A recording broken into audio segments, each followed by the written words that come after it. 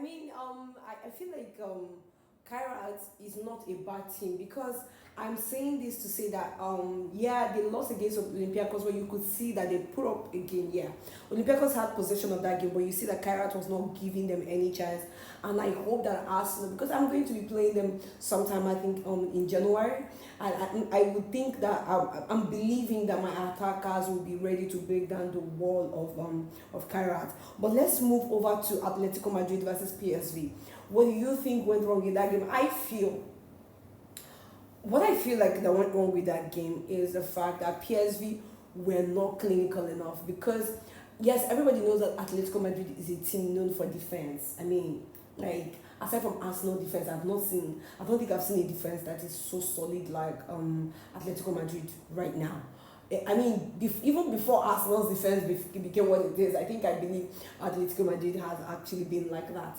So I feel like if PSV were more clinical in their finishes, they would have made a great impact in that particular game. Because if you watch the way the game started, PSV had the first goal at 10th minute. It was an early game, early advantage, and all of that. Then there was Julian Alvarez's game goal that came in just almost towards the end of the first half. It's around 37 minutes or 38 minutes thereabout, and you could see that brought some sort of a level to that game. And then coming back, we saw Hanchiko get that 52-minute goal, and then the 56-minute goal by Solot that came in. It was almost like within 3-4 minutes that goal came in. So I think it threw PSV off balance, because they tried to maintain their stability and all of that, but it didn't actually quite come to them naturally. Because when you are playing against a team like Atletico Madrid, you believe that okay, fine, they have actually won this game, because this is 3-1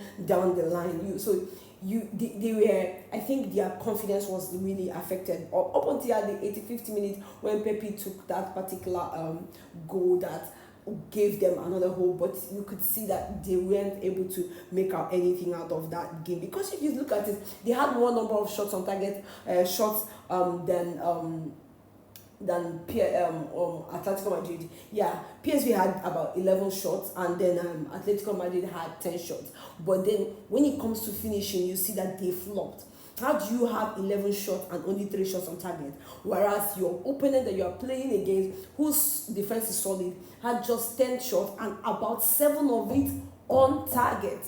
Do you understand? So, and I feel, and PSV had possession of that game. They had 52% possession of that game. So, if they were more clinical in their finishings in the final third, I think it would have been either a draw or PSV's win. But then again, it didn't happen like that, and we can't even blame anybody. So there is Union Saint Gil versus Marseille, and I wouldn't want to talk about this game because it wasn't a game that I really predicted who was going to win or not. I'm not familiar with these both things. I don't watch their games, but yesterday out of boredom I kind of like tuned in a little bit.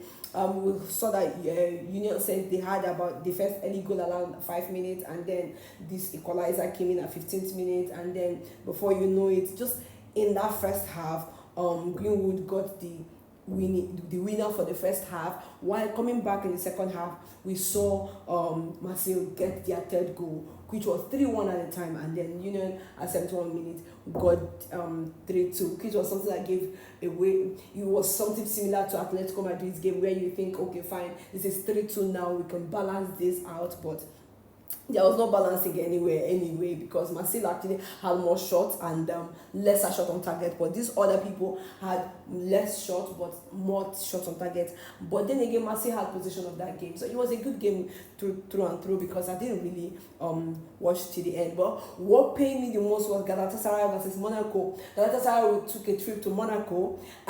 Yeah, but and we spoke about it. You said Galatasaray was going to win.